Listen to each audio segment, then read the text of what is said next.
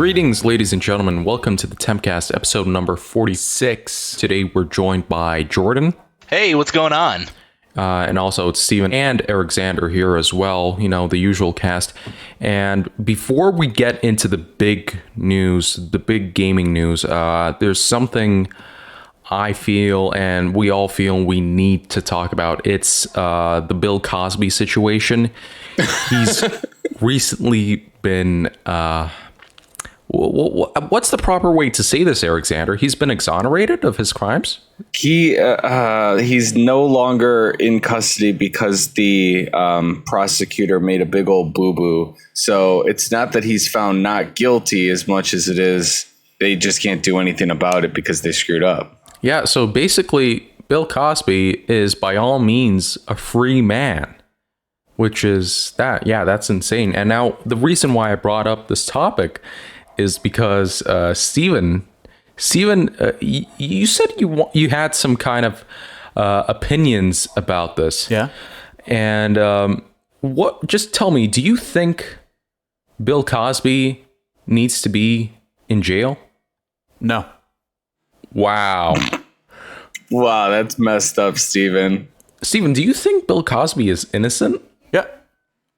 Oh my God. Wow. Steven, you know, these kind of opinions you have, they're quite controversial. Okay. Oh, do you I mean, there's evidence that he did some bad stuff. Okay. And, well, you're just okay with that? Totally. Oh, wow.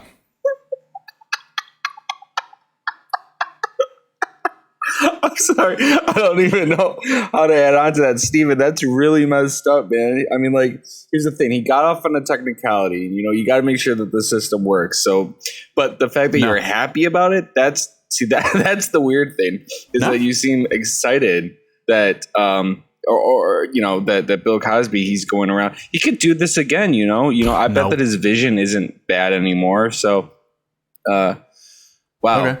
These are very controversial opinions of yours. Okay. Yeah.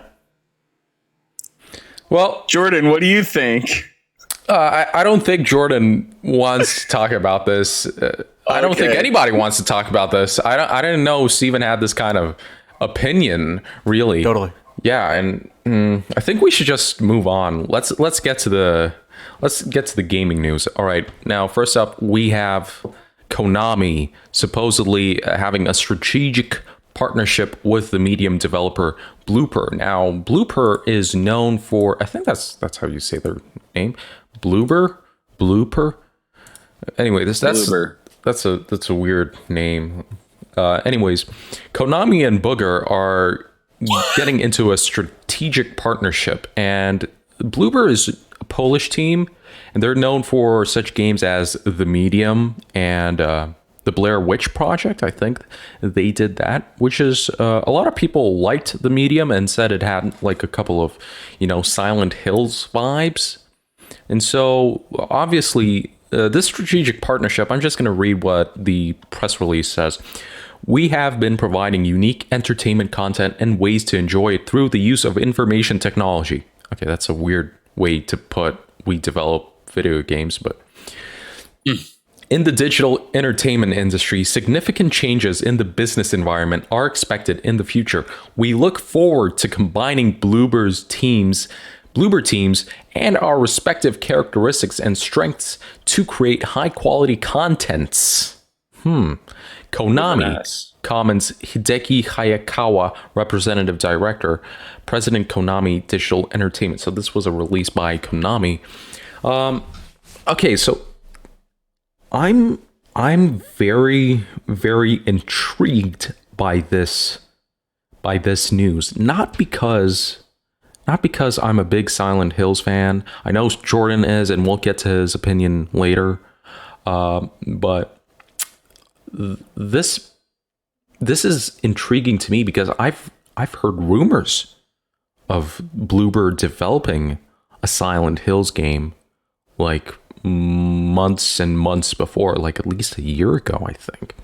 I started hearing these rumors pop on 4chan, and it was always the same rumor. It was always that Kojima is working on a Silent Hills project, or at least PlayStation Studios is working on it, and that at the same time, simultaneously, we have Bloober developing like a Silent Hills game. What do you think, Alexander? What do you think is going on here? Is this proof that solidifies that something's happening in Konami, or is the outcome of this just a couple of skins for the medium with Silent Hill characters? What do you think? I'm thinking that they're actually probably going to develop a whole other Silent Hill game. The fact that it's sort of going to be alongside Konami leads me to believe that it's going to be a slot machine. I think that it's going to be a Silent Hill themed slot machine, and that's what the gamers want. That's what we've been asking for. We've been clamoring for it. Konami really hasn't done anything good since Yu-Gi-Oh cards. But I think that it's really a return to form, partnering with all of these other great, amazing, unique. It's just going to give us some unique entertainment content through the use of information technology. So I'm really excited to see how this pans out. I love your answer because it's a politician's answer. Like, I asked you a question and you basically gave out like, oh yeah, content, it's great, looking forward to it, partnerships are cool. Yep. Yeah, I am not a crook. Totally. Now, what else can you add, really? But yeah, this is intriguing, especially with that entire fiasco with Kojima and Blue Box Studios, Blue Box Games, or Blue Balls, whatever. It was interesting. Like, I need to update you guys on that. I've changed my opinion. I used to think that it was a Kojima project, at least 100%, right? Now I'm down to like 40%. I'm having my doubts. I don't think this is actually something related to Kojima himself or PlayStation. I think this was just a developer trying to play on the hyping, and he released that tweet, that cryptic tweet. Oh, it starts with an S, ends on an L. Oh, what can it be? I think, yeah, they just played with fire, and now they have all this fallout. But still, there are so many questions about that studio. Like, why is there only one developer in this studio? Why does he always say, oh, we have localization issues, we're working hard on them? Why does he say we, when it's obvious it's just like one guy there? I haven't seen any other developers from that studio. Why is it located in an apartment in the Netherlands? People have went to that place where the company is registered in, and it's literally just a flat. It's not like a studio, maybe like studio apartment. What if there's a hidden laboratory beneath the bookcase? You just have to pull one of the books. It's sort of a front, and the entire organization is hidden behind that one bookcase. Why would a game studio hide themselves like that? Why would a what do you say, unique entertainment studio hide themselves behind there just because it's unique and entertaining? They're probably creating new forms of digital content. Organization is probably within a cloud. They have been able to figure out how to sort of save on real life, or IRL, if you would, space, and transfer their consciousness up into the cloud where they can continue to create content for the rest of eternity. You only really need a flat. Yeah, but still we have so many questions unanswered. We'll just have to wait until August until we get this playable teaser or whatever it's supposed to be released on the PlayStation Store. You have a PlayStation, Eric. You can check it out for us. You can do some like exclusive GBA temp first-hand review. Like, take a day off from your job and your relationship or whatever, and just sit down on your PlayStation 5 and explore that game, that demo. Like, I want a full report by the end of the day. Can you do that for me? If you remind me. All right, we got it. Now, it's funny that we mentioned Kojima, because, oh my god, this fucking GameSpot has autoplay in it. Fuck you. Sorry. But Kojima is supposedly working with Xbox. Well, not working with them. Not yet. Yeah. Sort of like saying that, hey, maybe we should work together at some point, right? Yeah, so insider Jeff Grubb reports that Microsoft and Kojima himself, have signed a letter of intent for a new game. What's a letter of intent, Eric? You're the law guy. Can you explain us what that is? Is that binding? Kinda. No, not really. It's sort of just saying, hey, I want to work with you in the future. You know, it's saying I'm intending to work with you, but it's not putting an actual, how do I say it? It's sort of very introductory. I don't know how else to word it.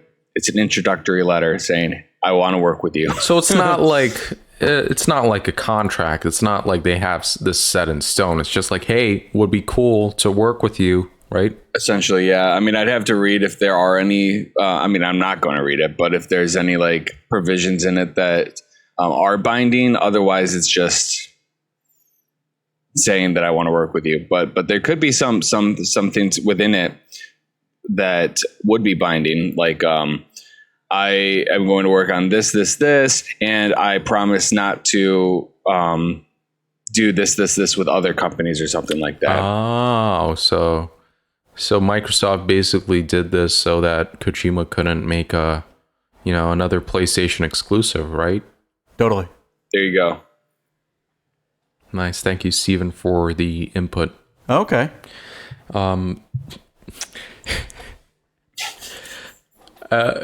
So there's rumors that this is going to be like a cloud project. Like the reason that Kojima wanted to work with Xbox, it's not because they're paying a lot of money. It's because like they have this xCloud technology, which confuses me. I mean, why wouldn't Kojima work with Google Stadia? They're the best, streaming platform there is, really, if you think about it. Google Stadia is so alive and well, and everybody's working on there, and it's great. Definitely check out Google Stadia. Mm-hmm. And so, yeah, that's basically that. There's really not much more to add. It's just a rumor. But, back again with the Kojima stuff, I don't know. I'm thinking there is a Silent Hills going on with at Kojima Productions. It has to be, because now that this Medium stuff, like this Bloober stuff, got confirmed, like that's just one part of the rumors that I saw, and again, they all came in together. Like it's all on the same page. So, Steven, what do you think? Do you think Kojima Productions is working like secretly on a Silent Hill game? No.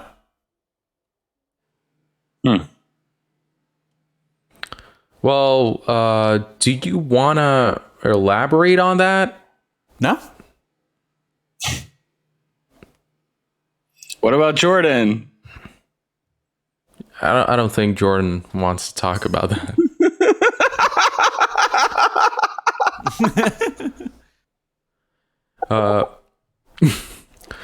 Yeah, okay. So, moving on. What you got Kojima, he's going with Microsoft, and on the other hand, you have Sony that acquired Nixxes, which is a studio known for its PC ports. Oh, that's very interesting. So basically, they had this press release. They recently actually acquired another studio called Housemarque. I think that's how you pronounce it. Housemarque, whatever. But it just recently acquired Nixxes. Is it Nixxes?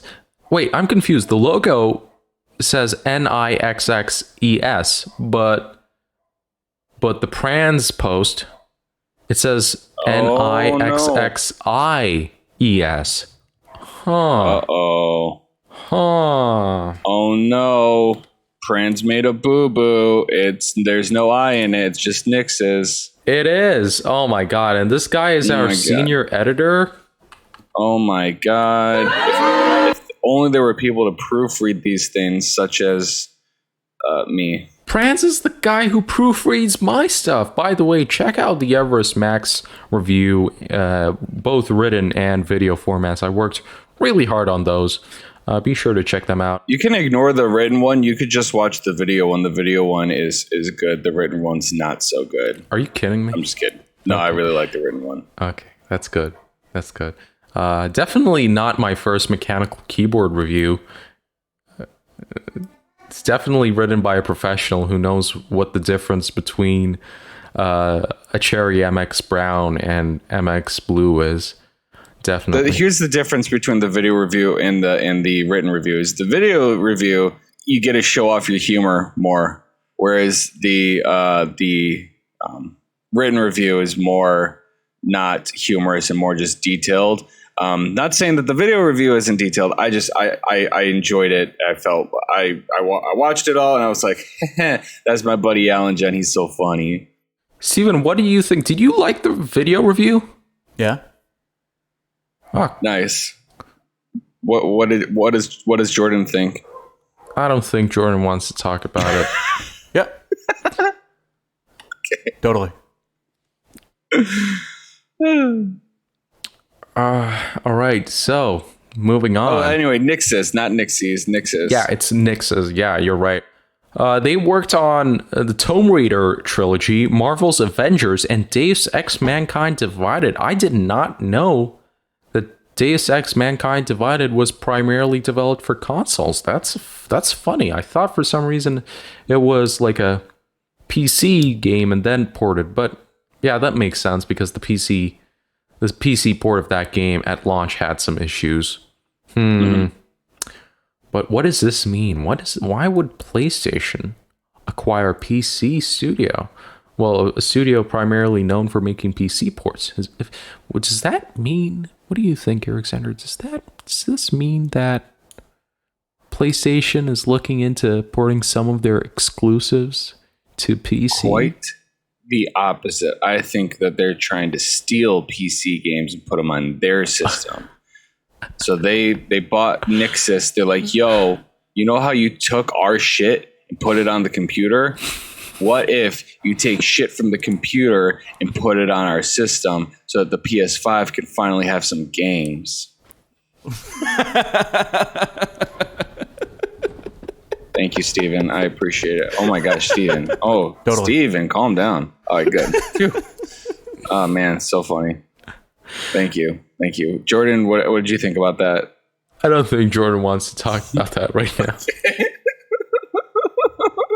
Now, this is actually quite interesting because I don't know if whoever hosted the previous episode of the Tempcast talked about this, but there are like rumors again that Bloodborne's coming to PC. And this time, people are saying, oh, it's not just like a port. They are remastering it from the ground up. They're doing some crazy stuff with that game to make it like next gen, which is, it's confusing to me because at least from what I've seen, Bloodborne looks like a nice looking game. And literally the only thing you need to do to make it next gen is to just make it scale up to 4K and play at 60 FPS. That's literally all you need to do, and it still looks good. I don't know, like from a graphics point of view, I don't really see like what you can improve other than maybe add RTX. But you know, I don't know. It looks good to me. Like Digital Foundry did a very interesting video. They basically took like hacked gameplay. Well, not hacked. They took gameplay of a hacked version of Bloodborne running at 60 FPS on a PlayStation 4 Pro. Actually, no. It was running on a developer model PlayStation 5 with the unofficial 60 frames per second patch. And then they upscaled it to 4K using AI. So if you want to see how Bloodborne would look at 4K, check out that video by Digital Foundry. It's very interesting. But from what I've seen, the game looks like phenomenal. It's just, maybe it's because I'm old and I grew up with games like Half-Life 2 and Deus Ex that all games look the same to me. I don't know.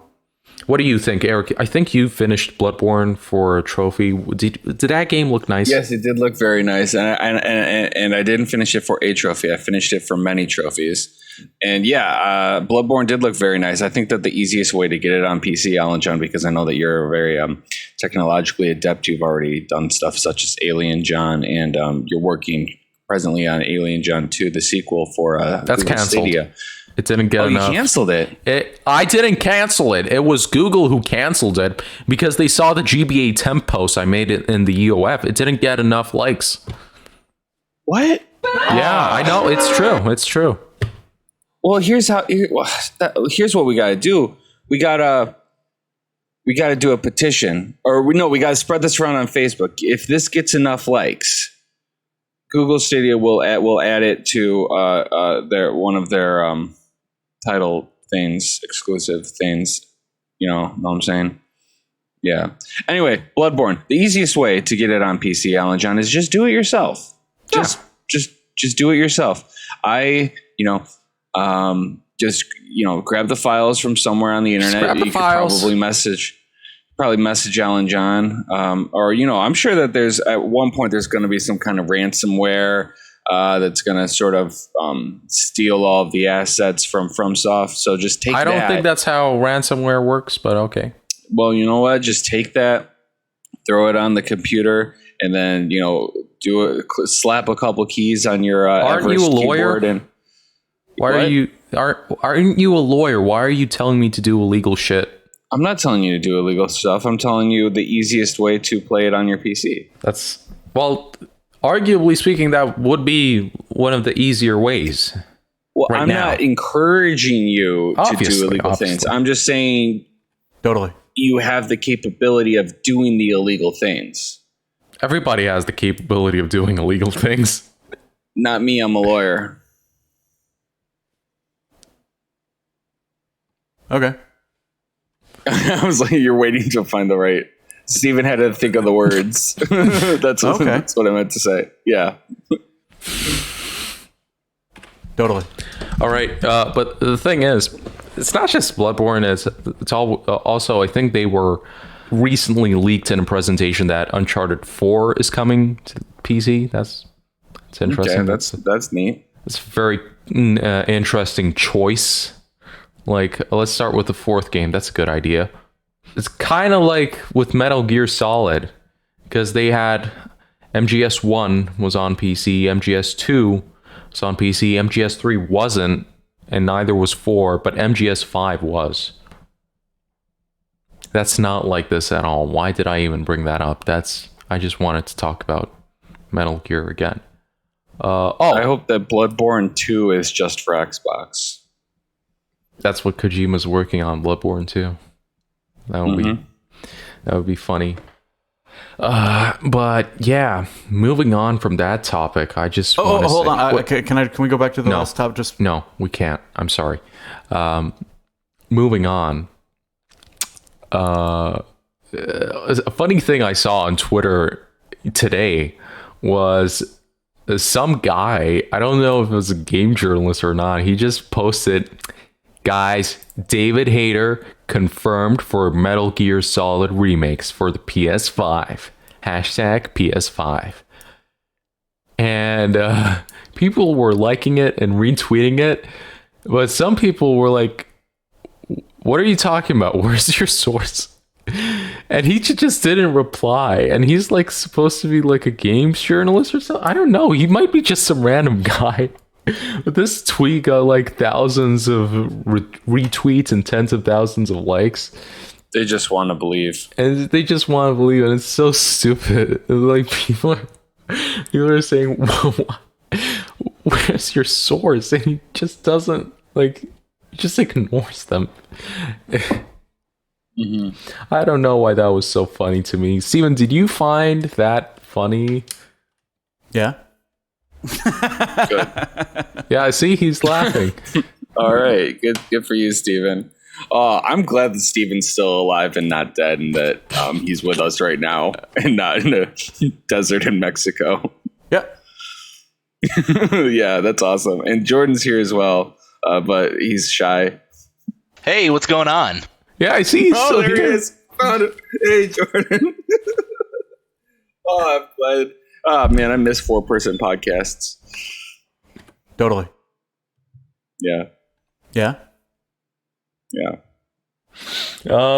What else? What else happened this week? I don't think anything else happened. I don't know. This was a very light week. Oh, Monster Hunter Stories 2: Wings of No, I'm not. We're not. Yeah, cool. It's another. Yeah. Woo! Ghost of Tsushima Director's Cut, another Sony game. Well, Death Stranding wasn't a Sony game. Another game that's getting a director's cut, even though, like, why? Was the original director of Ghost of Tsushima, was he under some kind of pressure from the studio to not release the full version of the game or something? Like, why? Yeah, that's the weird thing, because it's like, what it's not even been a year. Yeah. Like, what director's cut even means is, like, in Blade Runner, right, where the original theatrical version, it had this narration by Harrison Ford, which was fucking terrible, by the way. It was like, well, I'm a runner on the blades, and I hunt these synths or whatever, and it's a bad day in New York, whatever the fuck. It was terrible. It ruined the atmosphere of the movie. So Ridley Scott, he literally cut that shit out and then released, like, the director's cut, which is how you're supposed to watch the movie. But then he did like 20 more director's cuts, so I don't know which one is the definitive version. I think it's the latest one. But yeah, that's what it is. It's when the director has to cut shit out of the movie because, like, it doesn't fit for a theatrical release because the movie can't be more than like 3 hours long or something and stuff like that. But this, Ghost of Tsushima is a AAA game, and so is Death Stranding. It doesn't make sense. Like, call it something else. Call it Game of the Year edition. Call it, like, I don't know, Akira Kurosawa version or something. Not director's cut. That doesn't even make sense. Mm-hmm. So here's the weird thing about it, because I never really understand how games are upgraded from PS4 to PS5, because some of them are free, some of them cost money. It's a weird pay model, So the director's cut is going to be available on both the PS4 and the PS5. So yeah, it's going to be $60 on the PS4, $70 on the PS5.